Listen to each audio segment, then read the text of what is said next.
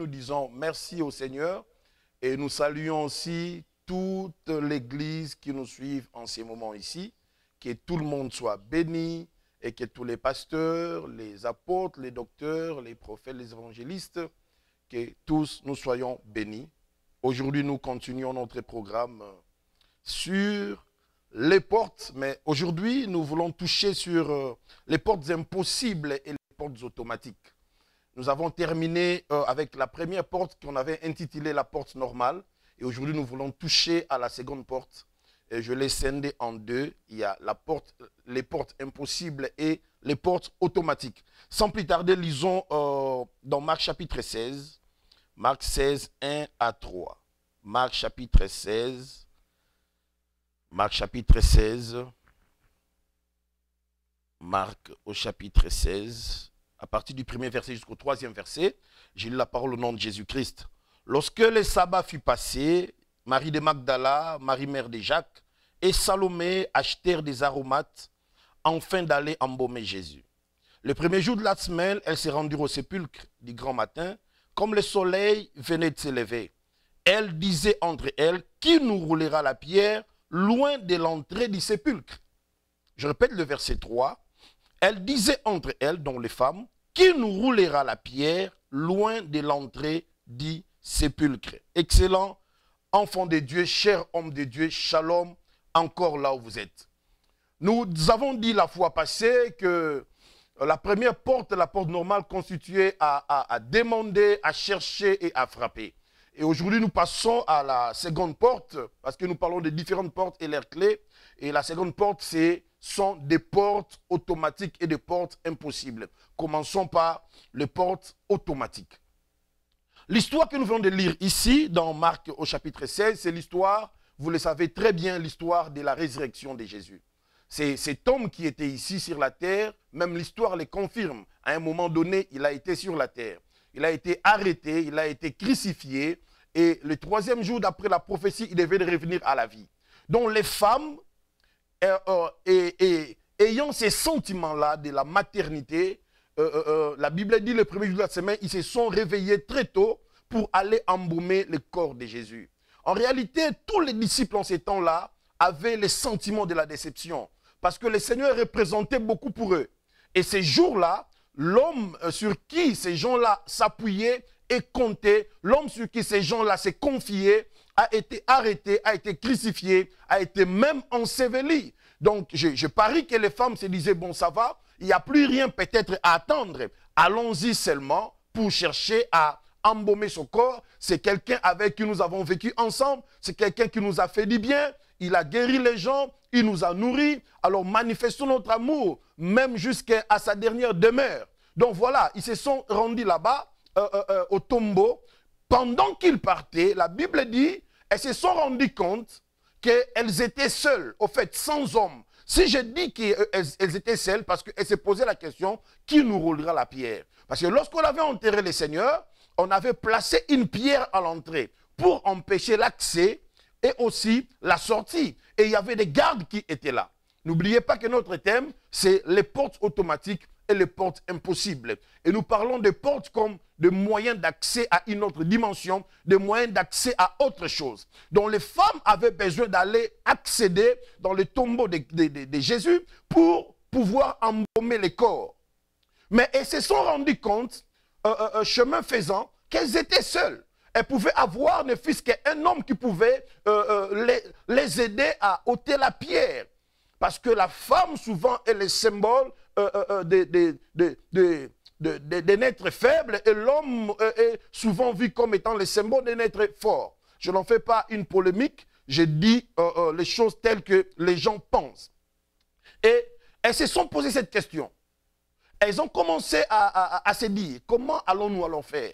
Nous avons avec nous des aromates. Nous avons avec nous tout ce qu'il faut pour embaumer ces corps. Mais comment allons-nous arriver à réaliser notre désir? Comment allons-nous arriver à réaliser ce que nous voulons faire?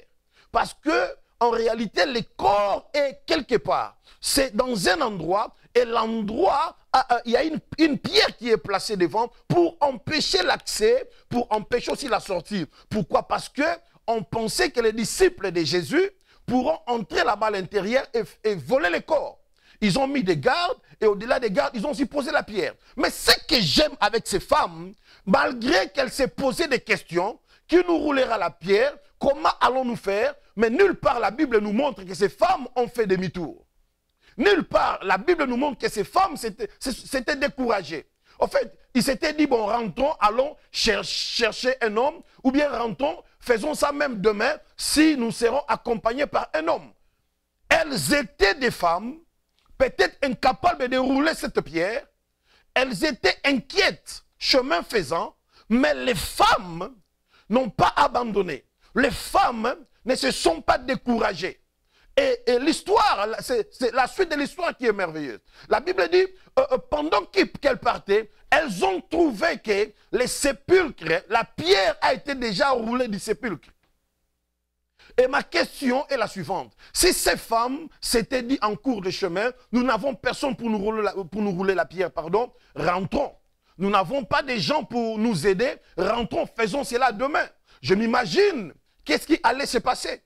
Est-ce que ce ne sont pas le fait que ces femmes-là ont tenu à arriver jusque-là, que ça a provoqué l'intervention pour que la pierre soit roulée?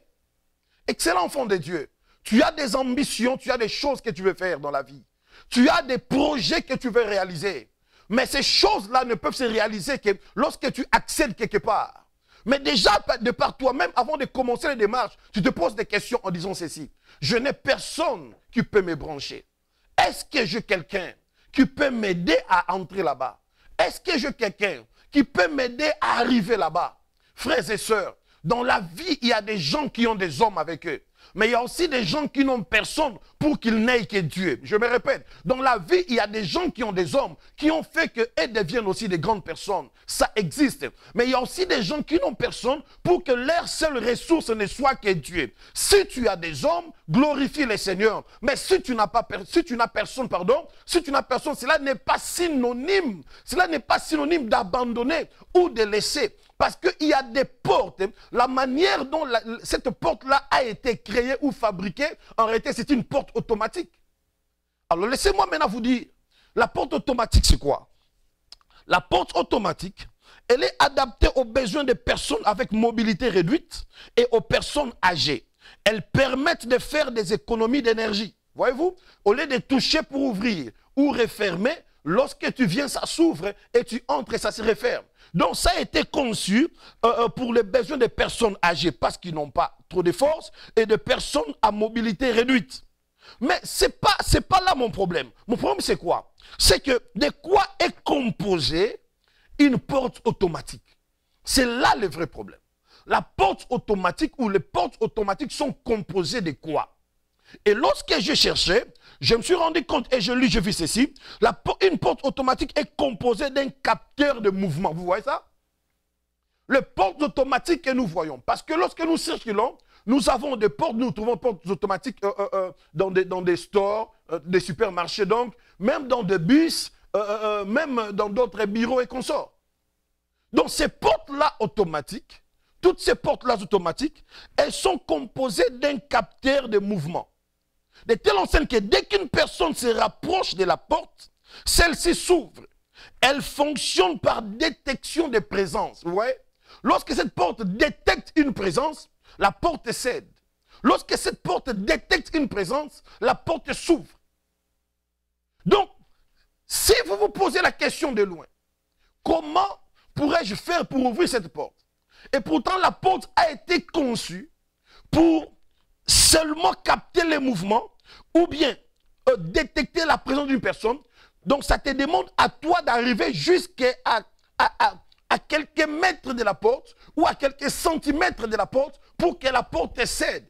Mais toi, tu es à 2 mètres ou à 3 mètres. Voyons que la porte ne s'ouvre pas, voyant même pas qu'il n'y a pas un endroit pour introduire la clé, tu te poses des questions et tu es prêt à renoncer. Je suis venu dire à un enfant de Dieu, les portes automatiques, ne demandent pas beaucoup de choses. Les portes automatiques ne demandent que ta présence, ne demandent que ton mouvement. Frères et sœurs, vous devez savoir faire le mouvement dans la vie. Lorsque là où vous êtes, ça ne marche pas, mouvez, faites le mouvement. aller vers la chose. Je m'imagine encore en sixième primaire, lorsqu'on faisait des dissertations, on nous disait, il y a un sujet qu'on donnait pour préparer les dissertations. On disait, si l'ombre n'atteint pas la chèvre cherchera l'ombre. Tu dois avoir les sentiments de mauvais. Parce que les portes automatiques sont conçues pour attendre qu'est ton mouvement. Il y a des choses qui n'attendent que tu arrives là, frère. Je m'imagine que ces femmes, c'est en fait leur détermination à arriver jusqu'au sépulcre de Jésus qui avait déclenché même cette intervention angélique. Parce que plus tard, on nous explique que c'était des anges qui étaient descendus et qui avaient roulé la pierre. Parce que si ces femmes se disaient que nous puissions rentrer chez nous, attendons demain, je ne sais pas si le ciel allait provoquer. Peut-être comme c'était le troisième jour. Et le Seigneur pouvait ressusciter et sortir, même si la pierre était là. Parce qu'après sa résurrection, il avait le pouvoir de percer les murs. Donc, il pouvait même sortir, quand bien même que la pierre pouvait se retrouver là.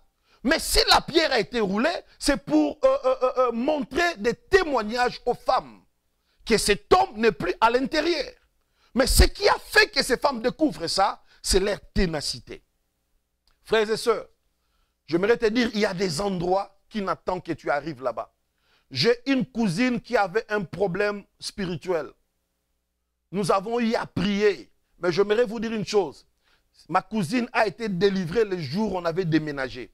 Il y a des endroits qui n'attendent que toi pour que les choses s'ouvrent. Il y a des endroits qui n'attendent que ta présence pour que les choses marchent. Voilà pourquoi tu dois être toujours à l'écoute de l'esprit, suivre les vents et les mouvements de l'esprit.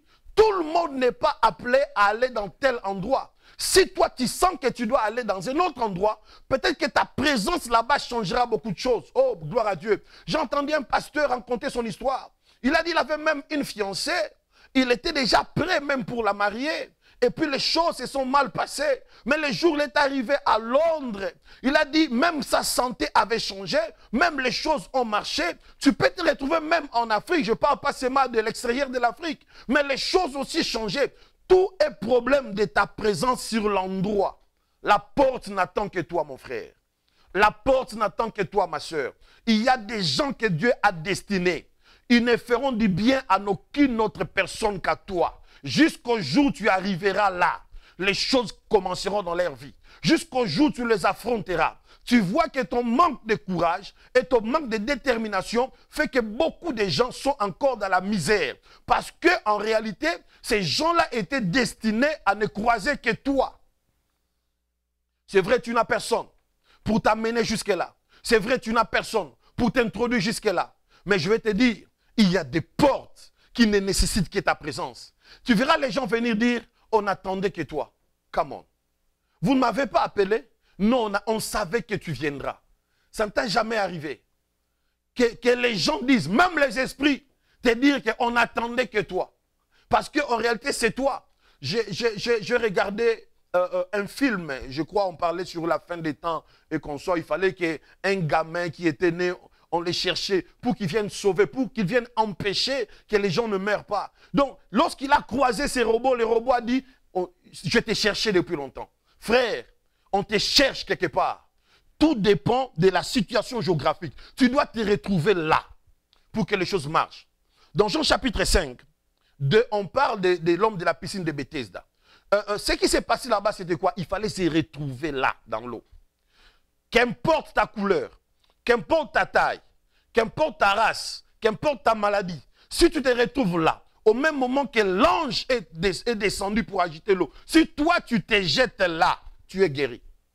Qu'importe ta maladie, qu'importe tout ce que tu pouvais avoir, si tu te retrouves là, c'était une porte automatique. Ça demandait que la présence de la malade, de la personne qui est malade à l'intérieur de l'eau. Voilà pourquoi j'ai dit, il y a des endroits qui n'attendent que ta présence. Il y a des lieux qui ne demandent que ta présence. Tu dois bannir l'esprit de la peur. Tu dois bannir l'esprit du découragement. Tu as pris la résolution d'aller quelque part, mais tu te poses déjà la question, je n'ai personne qui peut m'introduire là-bas. Oui, tu n'as personne parce que tu n'as que Dieu. Tous nous ne commencerons jamais au même niveau, frère. Tous nous n'aurons jamais la même marche. Tous nous n'aurons jamais le même témoignage. David devait devenir chef. Joseph aussi devait devenir chef. Mais eux deux n'ont pas eu le même parcours. On n'attend que toi. Le problème, c'est que tu arrives là. La porte n'attend que toi. Cette porte-là a été conçue de manière que lorsque toi tu te présentes, ça cède. Lorsque toi tu viens, ça s'ouvre. Peut-être que tu es à quelques mètres pour que la porte s'ouvre. Ne t'arrête pas. Peut-être que la porte n'attend que tu ne franchisses quelques centimètres pour que... Parce que ça doit, en fait, ça doit détecter que tu es là. Ça doit détecter que tu es là. Lorsque la porte détecte que tu es là, la porte cède. Prends courage. Lève-toi. Je me souviens d'une histoire dans la Bible, dans 2 Chroniques 20-20. L'histoire de Josaphat. La Bible dit, beaucoup de rois se sont mis ensemble pour venir l'attaquer. 2 Chroniques chapitre 20. À partir du premier verset jusqu'au 20e verset. Voilà. La Bible dit, le lendemain, ils se mirent en marche, des grands matins pour le désert de Tekoa. À leur départ, Josaphat s'est présenté et dit, écoutez-moi, Juda et habitants de Jérusalem, confiez-vous à l'Éternel, votre Dieu, et vous serez affermis. Confiez-vous à ses prophètes et vous réussirez. Et si vous voyez dans la même histoire, Dieu, lorsque le roi Josaphat a prié Dieu, parce que l'histoire dit quoi? Il y a eu des rois qui se sont mis ensemble pour venir combattre Josaphat. Lisez à partir du verset 1er. La Bible dit, dans sa frayeur, il se disposa à chercher l'Éternel. Josaphat est allé chercher Dieu. Alors c'est à Dieu maintenant de répondre à Josaphat. Mais comment Dieu a répondu? Dieu a dit à Josaphat, dites à mon peuple de vous présenter. Vous n'aurez pas à combattre en cette affaire. Frères et sœurs, Dieu dit, c'est moi qui va combattre. Mais ne soyez pas paresseux. Ne dormez pas. Dieu dit à son peuple, présentez-vous seulement. Si vous vous présentez, vous verrez ce que moi je ferai. Dieu n'attend que toi. Dieu attend que tu te présentes, frère. Le ciel n'attend que toi, que tu fasses les mouvements pour que le ciel aussi fasse quelque chose. Souvenez-vous encore des 4 lépreux, lorsqu'ils se sont dit, si nous restons, nous allons mourir. Si nous entrons, on va nous chasser, on va nous tuer. Allons nous jeter. Au crépuscule, ces gens-là commençaient à marcher et Dieu a fait entendre le bruit des chars au crépuscule dans les cas adverses. Si tu te décides de te lever, d'aller pour affronter, tu verras ce que ton Dieu est capable de faire. Tu fuis avant d'affronter. C'est ça la cause de ton malheur. Dieu a dit à Josaphat, présentez-vous seulement. Vous présentez-vous seulement. Vous n'aurez pas à combattre à cette affaire. Présentez-vous seulement. J'avais dit ici à l'émission passée, là où tu pars solliciter, il y a des gens qui sont déjà dans ces domaines-là. Mais cela n'est pas dit que tu fuis. Cela ne veut pas dire que tu abandonnes. Non. Tu dois aller, entrer. Présente-toi seulement. Peut-être les gens n'attendaient que toi. Peut-être la manière dont toi tu feras les choses sera différente. Peut-être la manière dont toi tu vas exposer ta chose à toi, ça sera différent. Mais va te présenter. Ne fuis pas. Vous savez, il y a des gens qui nous disent, oh, tu veux aller tel travail est difficile. Et pourtant, la personne elle-même n'a jamais affronté ce travail-là. Mais elle a eu peur de loin parce que les gens ont dit que c'est difficile. Frère, qui te donnera la chance d'arriver là où lui est arrivé? Il y a des gens, personne, il y a des gens qui te diront que attention, c'est compliqué parce que peut-être lui-même n'a pas pu. Et il n'oublie jamais que toi, tu es unique. Tu es unique et tu n'es comparable à personne. Je dis toujours aux gens, vous pouvez habiter dans le même quartier, peut-être vous ne sortez pas dans la même parcelle. Vous pouvez habiter la même parcelle, peut-être vous ne sortez pas de la même maison. Vous pouvez habiter la même maison, peut-être vous ne sortez pas de la même chambre. Vous pouvez dormir dans la même chambre, peut-être que ce n'est pas sur le même lit. Vous pouvez dormir sur le même lit, peut-être les oreillers sont différents.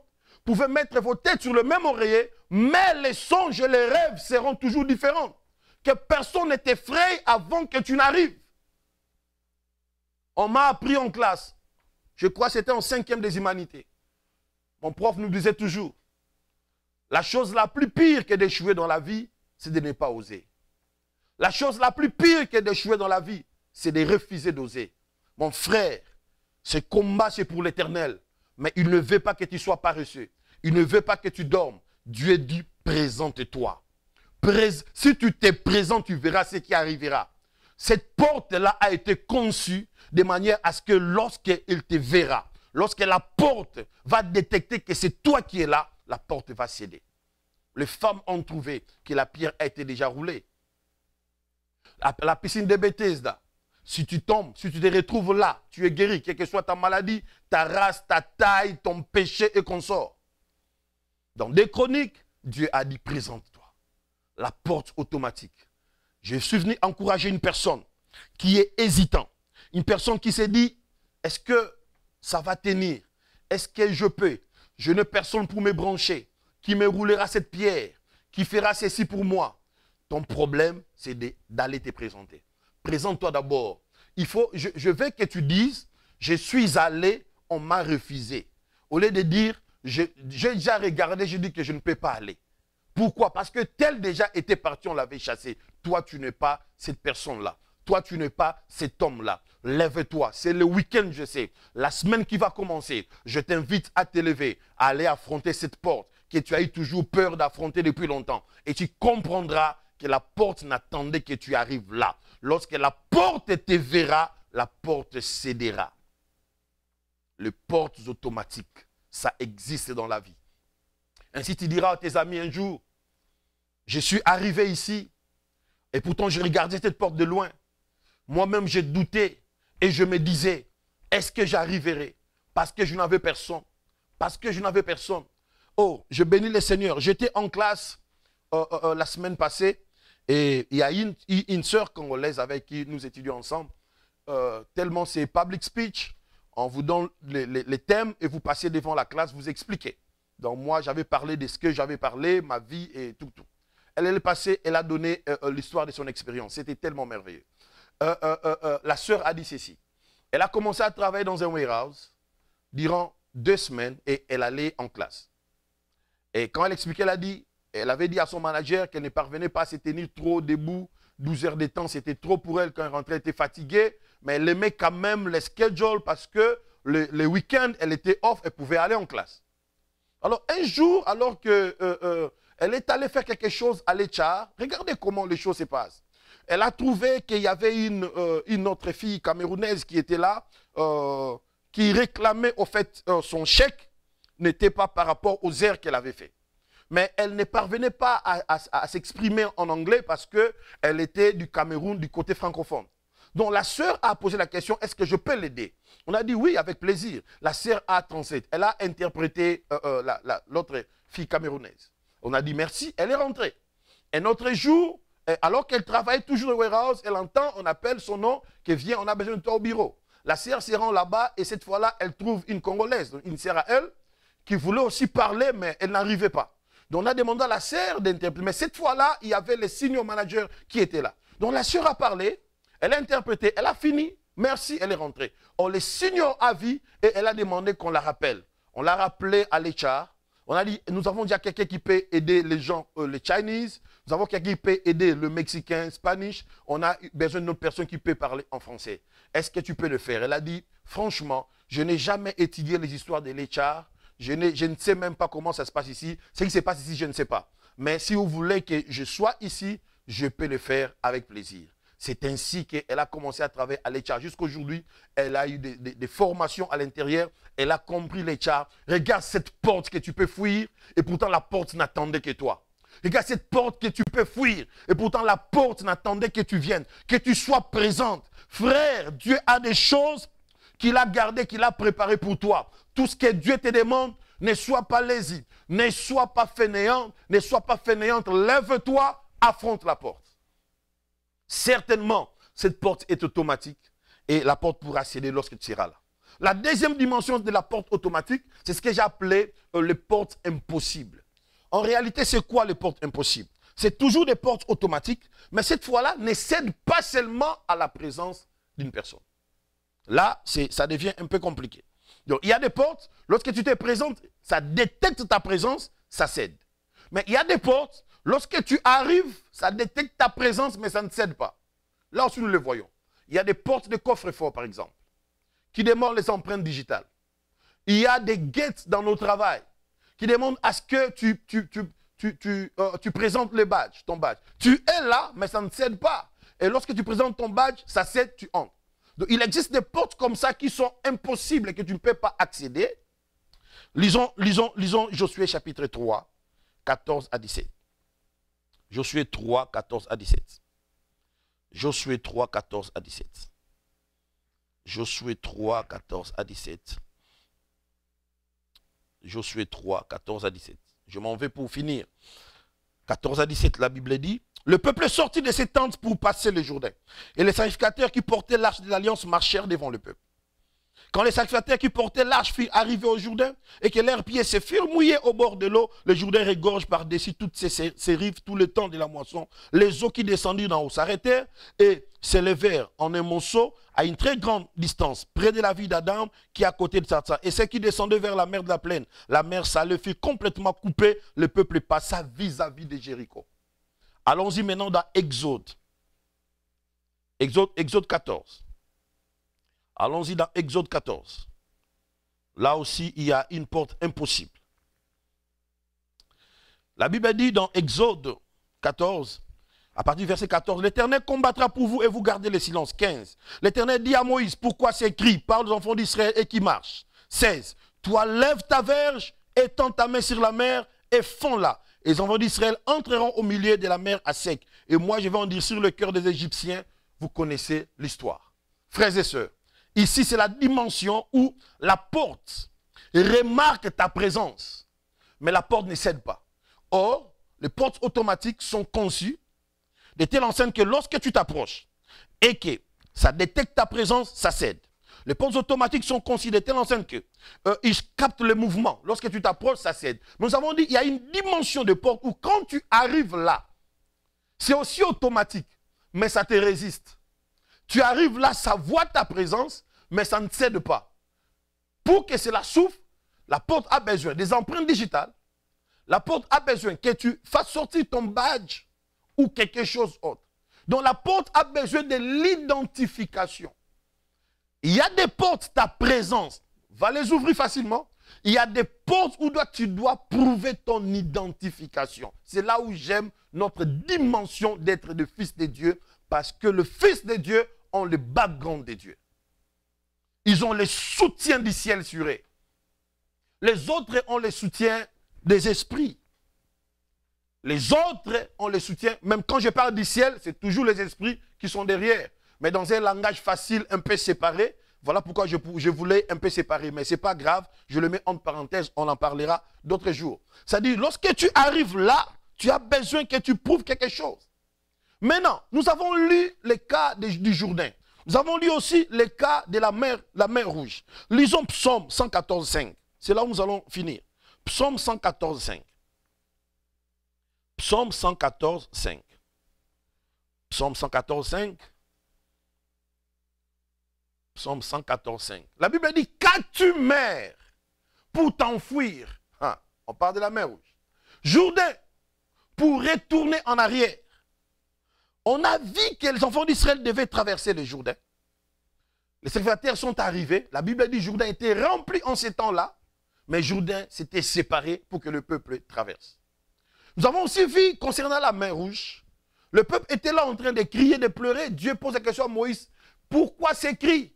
Dites-leur de marcher. Toi étends ta verge pour que vous puissiez traverser ou passer. Maintenant, nous ne savons pas. Jourdain, qu'est-ce qu'il y a eu? La mer, qu'est-ce qu'il y a eu? On pose la question dans le psaume. Qu'as-tu mer pour t'enfuir? Qu'est-ce qui a fait que tu puisses t'enfuir la mer? Qu'as-tu Jourdain? Parce que Moïse était là devant la mer n'avait pas cédé. Mais quand tu as dit à Moïse, soulève ta verge, quand il a soulevé, Dieu a fait souffler un vent et la mer s'était séparée. C'est là où j'ai dit, tu peux te tenir devant cette porte. Impossible. Ça ne cède pas. Mais lorsque tu brandis l'identification, la mer doit céder, la porte doit céder. Or, l'identification était en réalité une orientation venant du Seigneur. Moïse avait toujours cette verge. Moïse n'avait pas eu l'idée de soulever la verge. Mais Dieu lui avait dit, soulève la verge. Il y a certaines portes. Lorsque tu arrives là, c'est automatique, mais ça ne cède pas. Frère, écoute la voix de ton cœur. Écoute l'orientation du Seigneur Et cette porte impossible cédera. Parce que ce qui est impossible aux hommes n'est pas impossible à Dieu. Cela est possible à Dieu. Ce qui est impossible aux hommes. Et tout est possible à celui qui croit. Donc, lorsque tu te pointes là et que tu as ta verge, on te demande de soulever la verge. Mais pour Josué, come on. Pour Josué, on avait dit ceci. Pour Josué, on avait dit, demande aux sacrificateurs que leurs pieds entrent dans le Jourdain. Pas seulement leurs pieds. Ils doivent avoir sur leurs épaules l'identification. L'arche sur les épaules.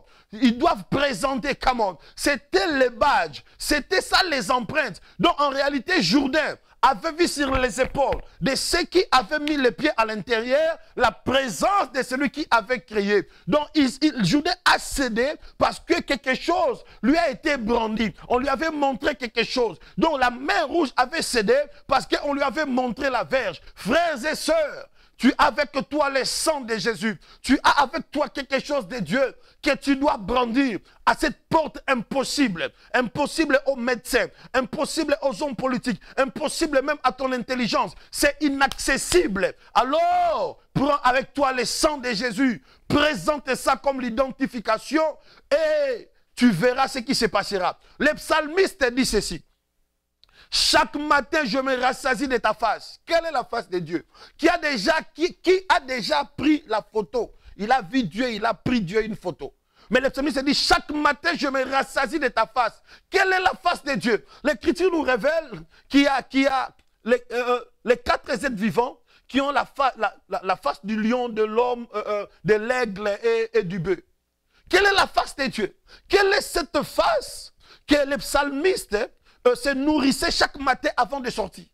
Il y a des portes, bien que tu seras présent, ça ne cédera pas. Mais lorsque la manifestation de la face se présentera, la porte cédera parce que la porte aura affaire au Créateur. La porte aura affaire non pas seulement à toi. Oh, Goliath avait raison de dire à David, vous venez, David était seul. David était seul. Il dit vous, parce que David avait son bâton. Et dans la dimension de la Bible, ceux qui ont les bâtons sont les patriarches. Ces jours-là, Goliath insultait David avec le nom de tous ses dieux. Mais David aussi venait. Goliath a compris que c'était plus le combat seulement de Goliath et David, mais c'était le combat de Goliath avec ses divinités et David avec le reste des patriarches. Voilà pourquoi la chose était compliquée. Même Goliath voyait que David n'était plus seul. Frères et sœurs, il se présentera devant une porte impossible. Mange la face de Dieu. Maintenant, ce que j'aime, c'est quoi? C'est que nous devenons ce que nous mangeons.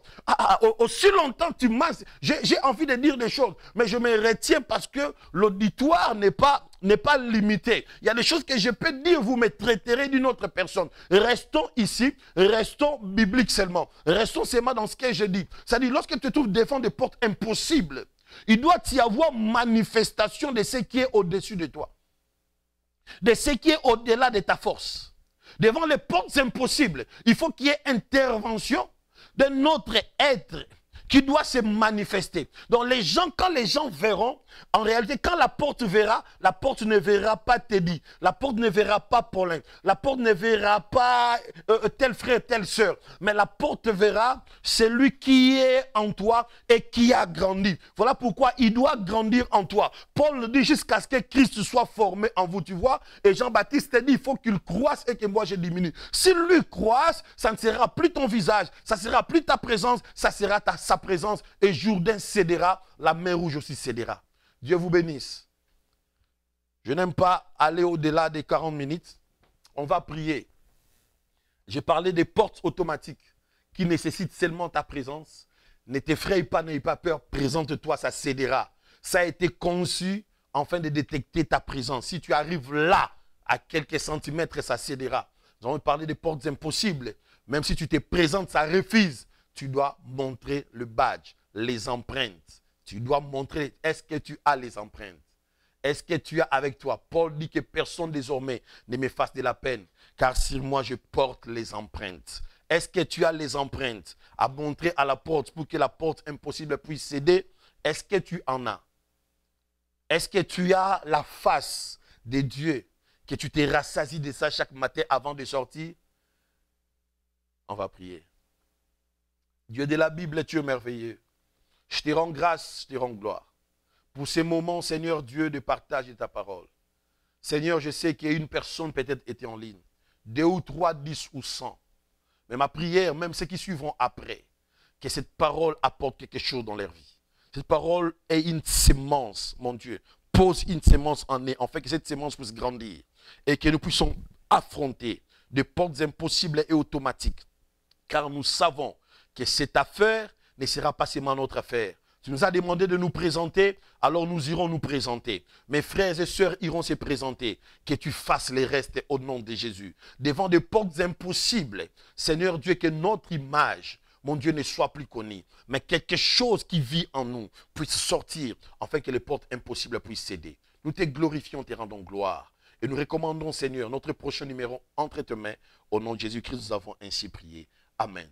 C'était l'apôtre Teddy Chamala, autrement appelé Mutumishi wa Mungu. Nous avons culte demain. Nous allons parler sur l'apostasie demain à l'église. Ça sera de 9h à 11h15. L'église c'est Ephrata Ministry.